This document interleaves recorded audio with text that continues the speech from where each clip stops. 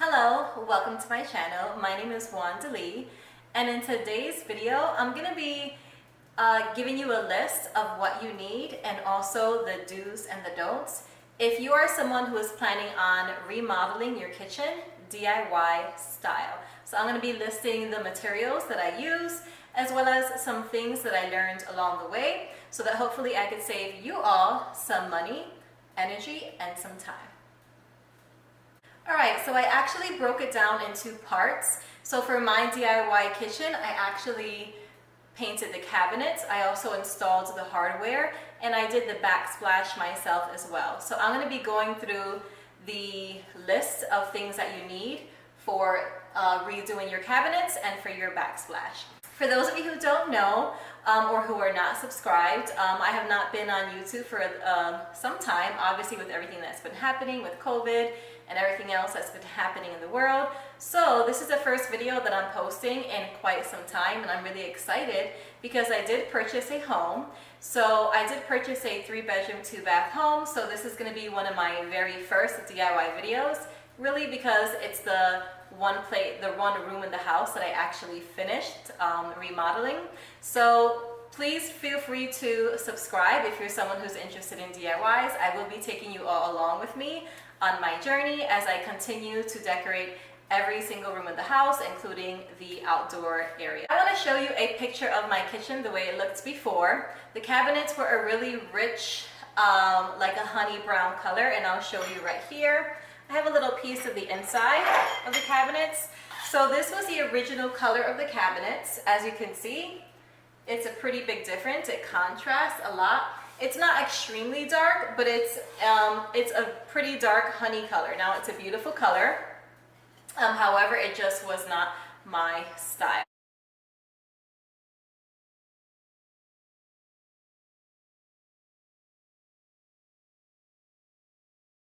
Okay, so I'm going to be first breaking down the steps of how I prepped, primed, and painted my cabinets. So we're going to start with prepping your cabinets. I'm going to go through the materials that you need to prep your cabinets before you even start priming them or painting them, okay?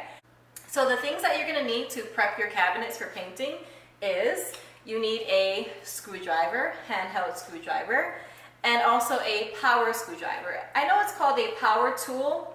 I don't want to call it a drill, a power tool. So I have both, and they pretty much have the same star-shaped tip. But I'm going to explain why I have both after. So you need a screwdriver, a power screwdriver, you need sandpaper, and I don't have that right now because I threw it out. But what I found at Home Depot that worked really well for me was the sand sponge. It's a purple sponge, and I'll put it on the screen.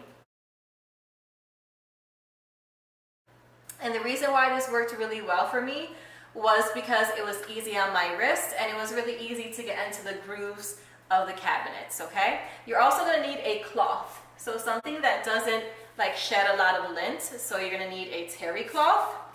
You're also going to need, if you are prepping cabinets that are pretty old and they have been around for quite some time, you are going to need some TSP, okay? And the TSP is what you're going to use to wipe those cabinets down and get all that grease and grime off before you sand them.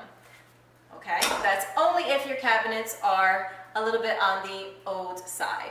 Okay, then what you're also going to need, some painter tripods. Now these are really cool. They come in a pack of 10 at Home Depot, and they come in handy because what you're going to do is you're going to place these tripods on the surface of the area wherever you're painting. You're going to put 4 down, and you're going to, once you've prepped and removed your cabinets, you're going to lie them down on these tripods so that you can paint without the cabinets flipping over or sliding off, okay? And I'm going to insert some photos so that you can see how I use them. I'm even going to show you right now using this piece of wood.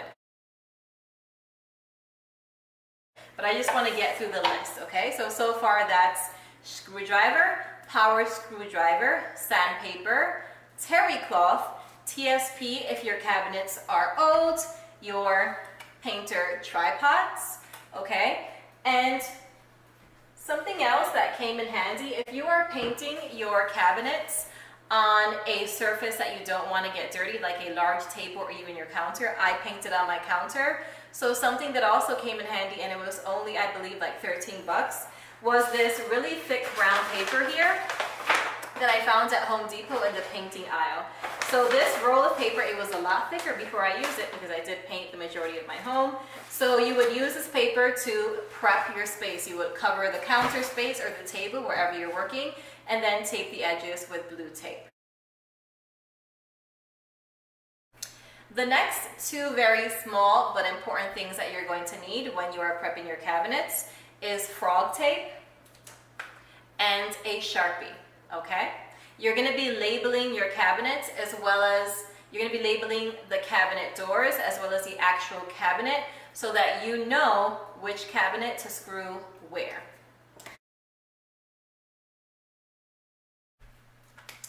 All right, so you have your cabinets all removed, you have them labeled, and you secure the screws inside the cupboards. Now what you're gonna do is you're gonna get them ready to paint, okay? So you wanna have your surface covered with paper or plastic or whatever it is that you're using, okay? This is when the little painter's tripods come into place. And I'm gonna show you a picture. What you do is you just lay down 4 of them on the surface that you're using, and I will move the camera so that you can see. I'm also gonna insert pictures because I did take quite a few photos. You just put 4 of them on the surface, and then you're gonna place the cabinet on top of them. Make sure that you place the tripods evenly so that when you start painting, the cabinets aren't shifting. Now, I think I went a little bit ahead. You remove the cabinets, right? You label them both.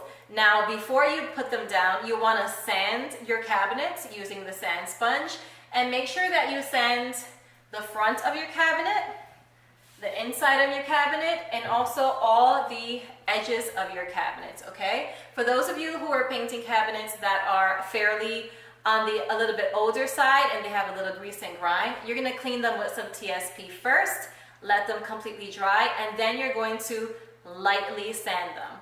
Now, my cabinets were brand new, so I did not need to use TSP. However, my cabinets did have a little bit of a sheen to them. I know some people tell you not to sand them. Make sure that you, especially if they have a sheen, like a type of enamel coating, make sure that you sand them lightly. You don't want to over sand them because then what happens is the wood becomes porous, and you don't want the wood to become porous. So make sure you use a really fine sanding sponge or sanding paper. I gently sanded into the grooves in the inside and the outside. Again, I did it lightly. Now, after your cabinets are cleaned with TSP, if they needed to be, and after you have sanded them lightly, then you will place them on your painter's tripod and you can get ready to paint. Now, something that helped me was I set up this entire space, and I lined up the cabinets like an assembly line, and I just went along and began priming the cabinets as I went. Now, what you're gonna do is when you lie down the cabinet to be painted, and I'm gonna bring the camera down a little. Let's say this is my cabinet door and I wanna paint it. You had it labeled, but when you place it down on the tripods, you're gonna remove that letter, and you're gonna place the letter right beneath the cabinet door. So you wanna make sure that it's aligned with the cabinet that it belongs to. I'm gonna bring the camera in a little closer just so you can see exactly what I mean. Okay, so again, your space is covered, it's not exposed, but I'm just showing you like this. You place 4 tripods down, and these come in a 10-pack. I bought 2 because I wanted to do as many cabinets as possible. This is your cabinet, you have it labeled, you've cleaned it with TSP, you've sanded it. You wanna place it right on your tripod, make sure it's pretty sturdy, and you can see how the tripod is holding it up. The tripods, they work really well. You're gonna take that piece of frog tape and you wanna place it beneath the cabinet so that you know which letter it is after it's done drying, okay? And I put a row of a bunch of cabinets, and I had the assigned letter or the assigned number, or however you wanna use, right underneath the cabinet. Okay, so we've removed our cabinets, we've labeled them, we've cleaned them if they needed to be cleaned, we have gently sanded them, and now they're placed on our prep space with our painter tripods. I'm gonna get into the materials that you need to prime your cabinets. Obviously, you need primer. Now, I found a really good primer. It's called Gripper. This primer, I was told that it's not necessary to sand my cabinets, but just to be on the safe side, I lightly sanded my cabinets anyway. Choose the choice of primer that you want, but I found this primer and it's called Gripper, and it works amazing. Okay, so I got white, so you're gonna need your primer. You also wanna use a paintbrush and a roller, because if your cabinet has details like this in here that indent in corners, you definitely want to get in there first with a paintbrush before you start rolling paint on. So a paintbrush and a roller. For the roller for priming, it's fine if you use a foam roller or the high density knit roller. It really doesn't matter for the primer, okay? And the other thing that came in handy that saved me time and it saved me energy and not having to wash brushes or any type of tools was saran wrap. After I painted and I was done for the day, I wrapped my rollers, my paintbrush, and even put a little bit of saran wrap on top of the paint can before I closed it for the night. So it kept everything really moist, and all I did was unwrap it when I was ready to use. You also don't forget the edges, all right? And let's pretend that it has that detail, and I'm just gonna draw it on. We're gonna get creative here. So let's pretend that it has that detail, right? You wanna go in with your brush first, and you wanna first paint into those corners first. Now, I had to kind of get in each corner and really dab and put extra paint into those corners, and then I kind of spreaded it around, okay? And then for the next part, you want to go in with your small roller. So now that the detailed and the inner corners are done, you would go in again and you would roll, and then you would roll the edges around. But don't forget these edges here, okay? So what I did was I went around like this, and the tripods help it stay in place. So I did all the edges just like that until it was completely painted.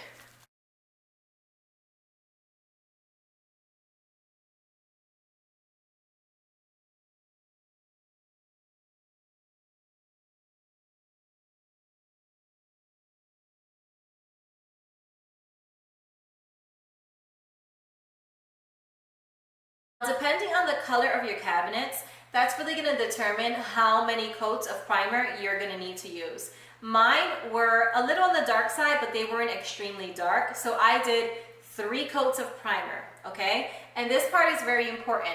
After you paint the first coat of primer, you want to give it, now the Gripper, this specific brand of primer, it dries really fast. So I only needed 5 to 10 minutes in between coats to allow the primer to dry, okay? If you're rushing and you go ahead and you try to put another coat of primer before the first coat of primer is not completely dry, and I know because I did this, so this is a don't, what's gonna happen is as you are rolling the brush, as you're rolling the brush, you're using the roller brush, what's gonna happen is it's gonna remove the paint. So once you've coated the front of your cabinet with however many coats you need, I use 3 for this color. If you have a darker color, you want to use more coats. If you have a lighter color, you might get away with 2 coats. So I use 3 coats. So once the front of my cabinet had 3 complete coats and it was completely dry, I just flipped it over and I repeated all those steps with the back of the cabinet. So after your cabinets have completely dried, you have the front and the back completely primed and they are ready to paint. Yay! So here's what you need to paint your cabinets. Depending on the finish that you'd like for your cabinets, that's really going to determine what type of paint you buy. I specifically did not want my cabinets to have a type of gloss to them, but I did want them to look smooth and I wanted them to be easy to wipe down and clean. So what I used for my cabinets was I used the Behr, what's the name of it? I used a Behr Urethane Alkyd Satin Enamel in white, and it's specifically cabinet paint, and you can also use it on doors. This is what it looks like, but as you can see, I pretty much used it all up. So what I'm going to do is I'm going to insert a picture here of the cabinet paint that I use. The really great thing about this cabinet paint is that it comes in satin, which is what I have, and it also comes in semi-gloss. The next thing that you're going to need is, again, a small paintbrush, because you're going to pretty much repeat the same steps with the cabinet paint that you did with the primer. So you're going to go into all the edges first. Now for the roller brush, this is very important with the cabinet paint because the paint is slightly thicker and heavier than the priming paint, okay? So there's two types of rollers. You have your foam roller, which absorbs very easily, and it's a lot lighter than the other roller. Then you have your high density knit roller. When you are painting the cabinets, I highly suggest that you do not use a foam roller, okay? For some reason, when I used a foam roller, less paint was applied to the cabinet doors and it didn't come on as smooth. For some reason, the high density, and when you're shopping around, they are labeled, okay? So this is a high density knit. It feels kind of like cotton. This is going to be the best bet for when you're painting with the cabinet paint, okay? With the primer, it really doesn't matter which one you use. When you're shopping around, you'll see that it says best. So like this is a large version of the high density knit, and it says best, smooth to semi-smooth surfaces. And also this is another good one to use, smooth to semi-smooth surfaces. This one says best, this one says better. But to be honest, I believe I switched from these to these in the small rows, and they both worked equally just as good for the cabinet paint. You're also going to need your saran wrap for when you're done painting. You want to wrap up those brushes and those rollers for the night. That way they don't dry out and you can reuse them in the morning.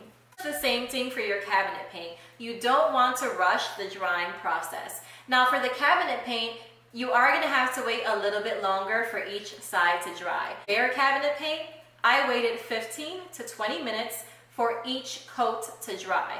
And for this color cabinet, I did 3 coats on each side, okay? Make sure that you go into the inner corners and edges of the cabinet, then you do the rest of the cabinet, again, including the outer edges. You want to go around with the cabinet paint as well, flip it over and repeat on that side. If you're rushing and you decide that you want to do another coat on top of another coat that hasn't been dry yet, the same thing is going to happen. The paint is going to come off instead of sticking to the second coat. So make sure that you take your time, that you allow the cabinet paint to fully dry, okay? Okay, you guys, we are moving along quickly here. So you have removed your cabinets, you've labeled them, you have prepped them for priming, you've primed them, and you've painted them.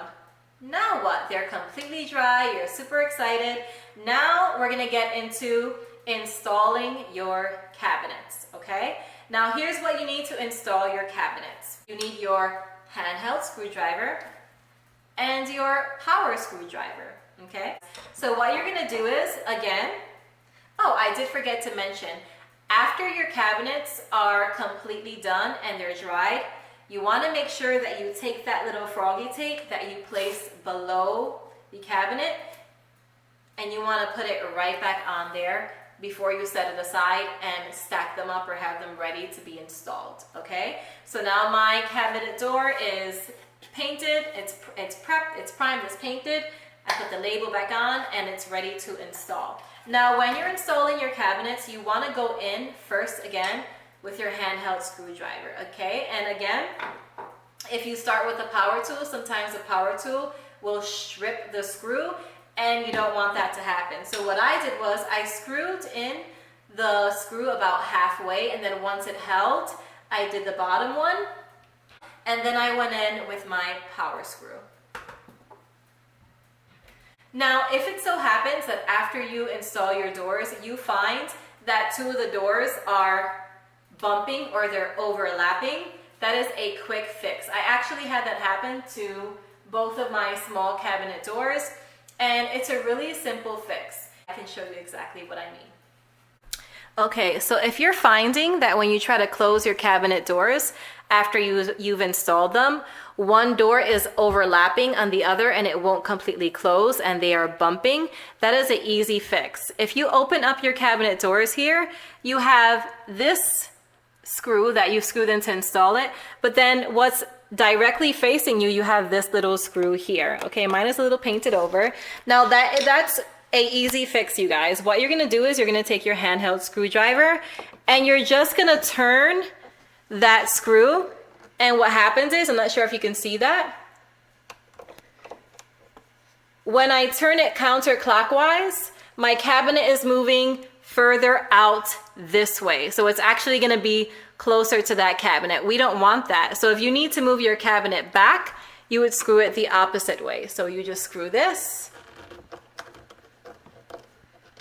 And now my cabinet has moved back this way, okay? And that gives it enough space to close, okay? You wanna make sure that they're not overlapping. And actually, I'm gonna do the same thing to the top one because it looks like when I close it, looks like there's enough space here, but it looks like it's slightly touching there at the top. So I'm gonna go ahead and I'm going to adjust the top of the cabinet.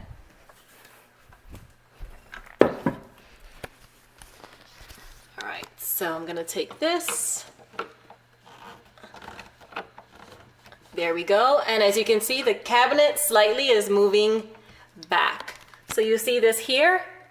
As I'm screwing it, this piece here slides either forward or backwards depending on how you're turning your screwdriver. Okay, and now, there we go. Now it closes without bumping and it allows more space in between your cabinets. We have prepped our cabinets, we have primed our cabinets, we have painted our cabinets, we have installed our cabinets. Now the last step for the cabinet work is installing your hardware. And oh my goodness, I had a few flops with this one. So first I want to tell you what you need to install your hardware. The first thing you need is your handy dandy screwdriver, your power screwdriver. You need a drill with a 3x16 inch drill bit. Oh, that just makes me feel so powerful. Yes, and I really like this DeWalt one because when I drill, a little light immediately goes on, so it helps me see a lot better, especially if the areas you're going in gets a little shaded and like objects are blocking the light. You need your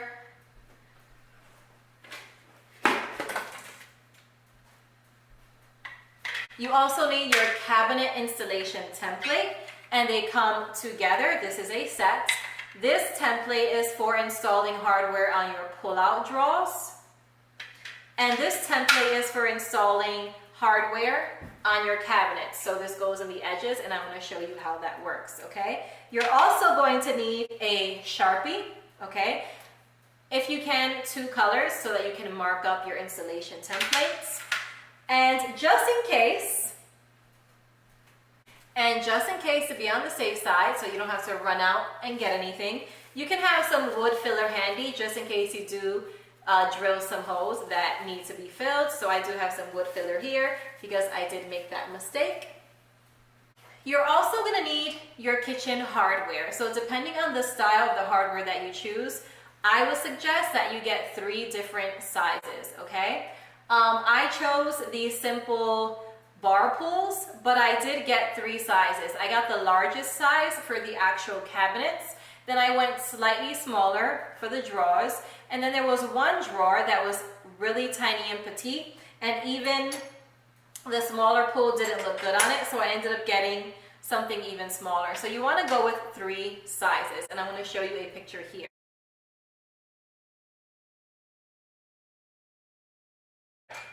If you put the same size hardware on all your cabinetry, for those cabinets that are of different size or slightly smaller, it's going to kind of throw off the aesthetic of your kitchen.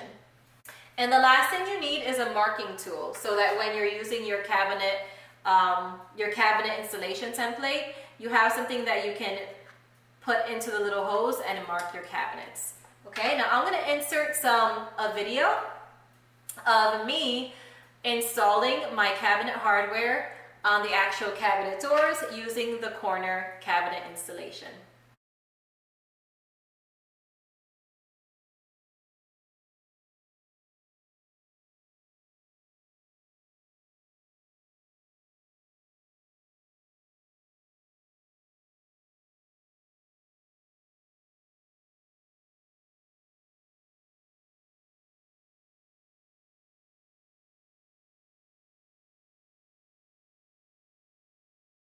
This is gonna be a don't, and I'm gonna share this with you because I did, and it cost me time and money. Let's say that you are, specifically if you have handles and pull bars especially, I bought the larger ones for my cabinets, but then I ended up running out of them. So I knew that they were the 3-inch ones. What I did was I ran out, went all the way back to Lowe's, and I purchased another bag of the 3-inch cabinet pulls. When I came home, however, this part right here was not the same. So be very careful when you're shopping for, especially the pull bars. They might be the same length, but where these pieces are, where you install the screws, they have them that are situated in different places. I think that's going to be helpful for you to do when you are marking your cabinet installation tools. You want to mark them before you start using them. Okay, so when I was doing my cabinet drawers, I took the handle that I knew I wanted, and what I did was I took this, let's pretend I'm doing it, and I placed it onto my, don't mind the blue tape you guys, I still have to paint the underneath. Now I measured first the center of my drawer, and then I placed it, I hung it in the center, and then I marked it. So let's pretend this is a center. You would take the hardware that you want to use, and you kind of want to play around and see where you want it. I didn't want mine too high, I didn't want it too low, I knew I wanted it right here. So once I figured that out, I took a Sharpie and I marked it. I didn't start drilling or anything else, okay? So once I marked it, it was easy because all I had to do was now take my cabinet installation, measure it, and go on the middle of every single drawer and then mark it, with the exception of that small one, which I'm going to talk about, okay? It made it a lot easier to do. Same thing with the corner installation one. Okay, you can see I marked it. Now for this one, I use a slightly larger piece of hardware, so I match the lines up, okay? Well, first I actually put it on the corner. Let's pretend this is the corner. I put it in the corner, I lined it up, and then I marked in black where the large hardware was going. And because I did put a smaller one, well, I haven't put it up yet, but it's right there. Those are gonna get the slightly smaller hardware. I marked that up with a different color.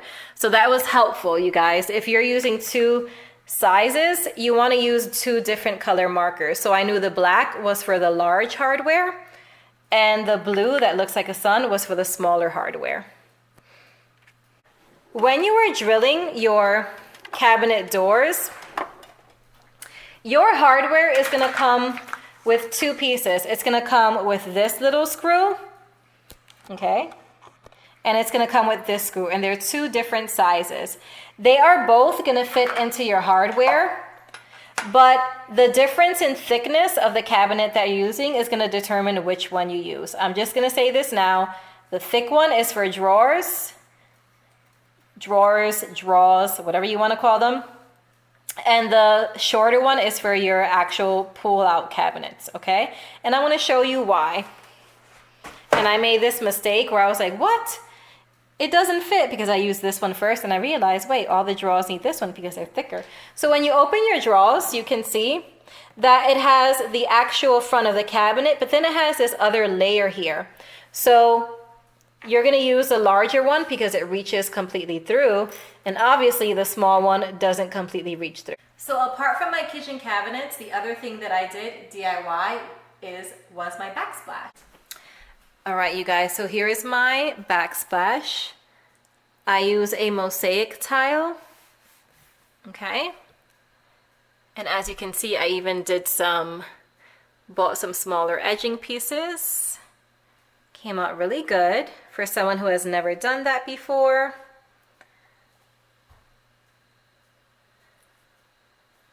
Just give you a close-up.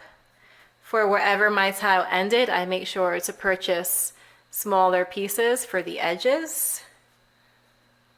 So I have it there as well. And then I have it at the end of where my tile finishes as well. Yeah, so you can see it here. It definitely gives it a nice, clean, finished look as opposed to just the tile ending. I'm going to give you a closer view of my cabinets so that you can see that they came out really good. You would never know that I did it myself. Mind you, this is my first time ever attempting to paint kitchen cabinets, and this is the satin finish for those of you who are wondering. As you can see, it has a slight sheen to it, nothing too crazy, it's easy to clean, but it came out really smooth if you do it properly and you wait for it to dry. Came out really nice and smooth. Okay, I didn't have issues with dripping and clumping and all of that. Came out beautifully. Now it's really, what I did forget to say was, make sure that as you're painting your cabinets, you're also painting your cupboards, so the lining. So you're gonna be doing that simultaneously. I chose not to paint the inside of my cabinets because I do like the contrast in color. But if you want to paint them, I mean, if they're older, probably you can paint maybe this here, but because my cabinets were new, it would have definitely been more of an upkeep to paint the inside and then have things moving around in there and have scraping. So I'll probably just add some contact paper to give it like a nice little pop of creativity there. But they came out beautiful. They came out beautifully. They look really smooth. They're easy to clean, and I have no complaints with the paint that I use and the process that I use. And also, I would also suggest that you paint underneath your cabinets. Some people leave that dark, but it really does make a difference because from different angles, you want to make sure it's all unified, and if it's a really bright, nice color, that it looks that way even if you're looking at it from underneath. So I did paint under my cabinets white as well. All right, you guys, we made it through. That is the end of my DIY kitchen do's and don'ts, what you need to know video. Make sure that you subscribe. Make sure that you subscribe before you leave. If this video was helpful, please make sure to give it a thumbs up. And if you also want to see the tour of the kitchen, has nothing to do with the details, just a tour. You want to see what's in my cabinets and in the drawers and how I organize things, and if you're nosy like me, then make sure that you check out the part 1 of this video, which I'll have linked down below in the description box. Thank you all so much for watching. Stay safe, stay blessed, and until next time, ciao.